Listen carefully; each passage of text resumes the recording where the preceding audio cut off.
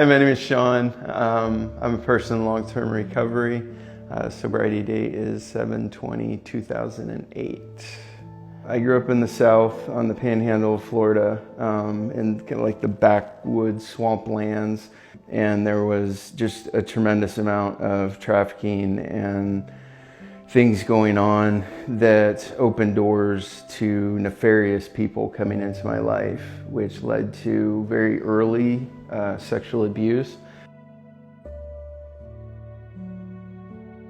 PTSD, the mental health disorders that came from that sexual abuse, as well as the physical and the verbal abuse that I received from my father, and the spiritual abuse and emotional abuse from my mother, just created a plethora of mental health issues that I struggled with all throughout high school. My wife and I were married at 19, and when I was 21 years old, she offered me my first drink. I was 21, we were at a party. She could justify me taking that first drink. It was like the answer to all my problems. I had been in therapy since the age of about 15, and I'd been seeing the same therapist continuously, like trying to deal with these mental health issues, trying to deal with the PTSD, trying to deal with the nightmares and the flashbacks, and just all the stuff from the absolutely horrific childhood that I had. And taking that drink, it just like wiped it all away. It made it all go away. And so I literally immediately became an alcoholic. Like later that week, I was sneaking out of the house and walking to the mini mart to get some booze, not driving because I was afraid that if I started the car, it'd wake my wife up. So I'd walk to the mini mart, get some booze, and come back and drink the booze on my way back so she wouldn't know. I mean, that first week, I was hiding the booze from her. I was drinking excessively. I was trying to get drunk as much as I could just to make all that stuff in my head go away. I just, was a raging alcoholic all the way from 21 till I was 26 years old. I mean, I was pounding down about a gallon of rum a day, like just trying to get drunk, just trying to feel drunk. In 2006, my daughter was born.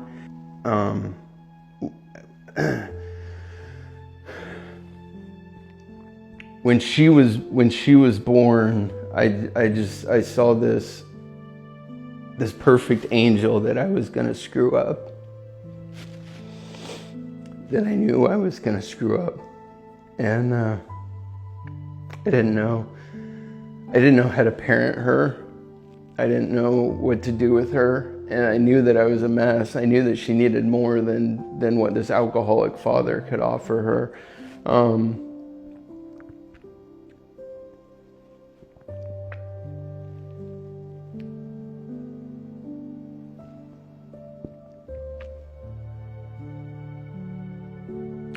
But I couldn't quit. I didn't have the strength to quit, and I hated myself too much to quit. And just the pain of having this perfect little girl and being a raging alcoholic and still struggling with the mental health issues that came, from all the childhood stuff.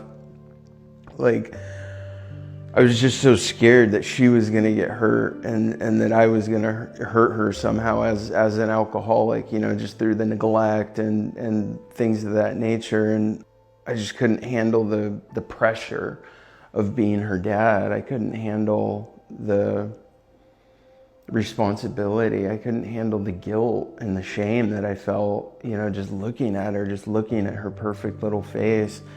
And so, like, dude, she was like 2 or 3 months old,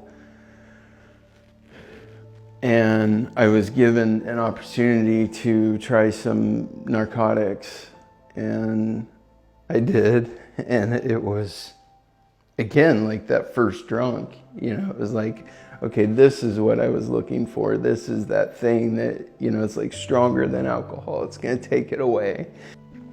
I got heavy into pills and cocaine. My wife finally had enough, and she drew the line and asked me to either go into treatment or move out.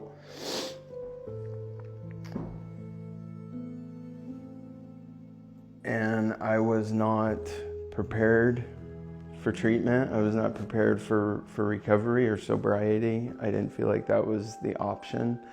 So I chose to move out and to abandon my daughter and to walk out on my wife. I wound up landing in this trap house, homeless, broke, just me, my motorcycles, and I did have a bag full of drugs. Like just so much, ridiculous amounts. And the culmination of having such an excess amount of drugs, right? Like more than I could do in a 30-day period, and probably even a 6-month period, you know, just this crap ton of drugs. So I had plenty of drugs, plenty of sex, plenty of drugs, like everything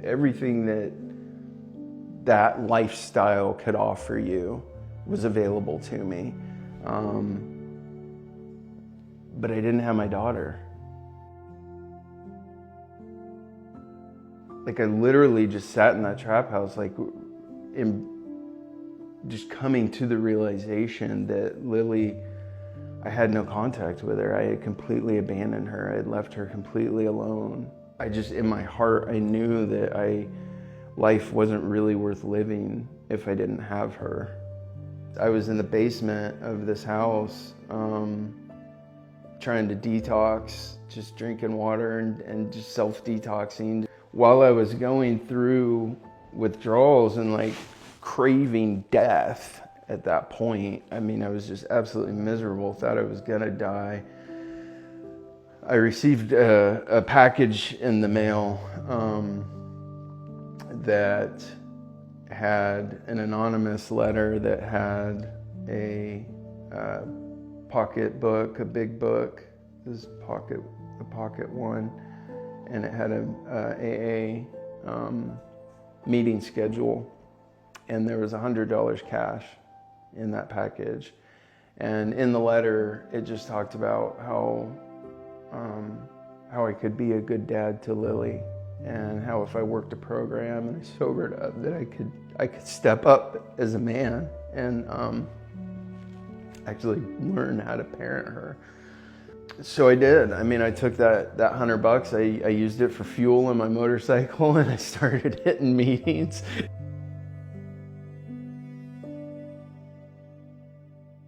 Sometimes sick as shit, you know, like I'm hitting meetings and I'm just tortured and twisted, you know, and AA just embraced me and they loved me and they walked me through it. And I spent my first 30 days sober in that trap house.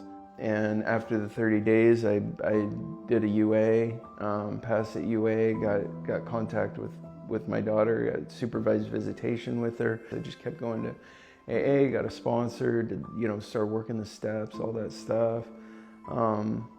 But being able to take my daughter and like bring her to meetings and have the seasoned guys with solid recovery, those long-term men in recovery, to have them like show me how to parent her, because I felt like a child, you know. I felt I have no idea what do I do with this, she's like 2.5, 3 years old. I'm like, I have no idea what to do with this little girl, and she's calling me Sean at the time. Like, she didn't even call me Dad, she was just calling me Sean.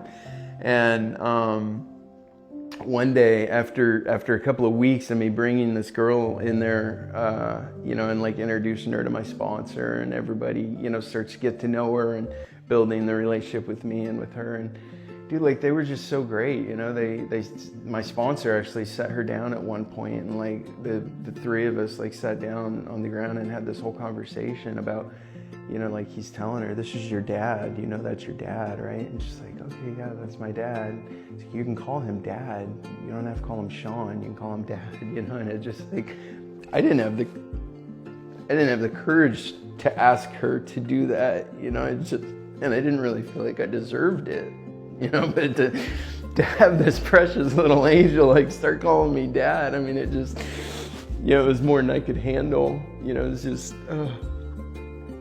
incredible. But I mean, in everything, like in my recovery after a year of sobriety, God orchestrated it so that Melissa and I we reconciled and we came back together. And so my wife and I reunited and reestablished our marriage in recovery. She did Al-Anon and, you know, worked the Al-Anon program, has a sponsor and did the steps, all that stuff. And I was, you know, I'm AA'er, and we just came together in this new marriage, this new life, you know. And just this last year, we celebrated 25 years of marriage with that 1 year separation in the middle. My daughter now is, she's almost 17 years old. And like her and I are just so tight, you know, we have such an amazing relationship. And it's like, I think back on that Sean and just how sad and broken he was, you know, and just how far along I've come in my mental health and as a man. And like, it was the 12 steps, it was AA, it was a licensed professional counselor. I went back to counseling and did counseling and got those mental health issues taken care of and worked out and have, you know, a lot of tools in my tool chest now that like when the PTSD comes, when, you know, different flashbacks hit me or triggers hit me, you know, from the abuse and those things, like I know how to deal with it now, and I know how to deal, you know, just like they say in the rooms, right? Deal with life on life's terms, and I have those tools now to be able to do that, and so it doesn't even trigger me to want to drink or want to use or any of that stuff, you know, like I don't even remember the last time like that was even an option or something that I even thought about. It's been such an amazing walk, you know, it's just been so incredible. And I really, the biggest thing to me is just my relationship with my daughter and how that reconciliation happened and that her and I can interact the way that we can in a way that I just never thought was possible, you know, to be able to communicate with her on her level, on her terms, and have her confide in me and have her, you know, want to share space with me, you know, it's absolutely incredible.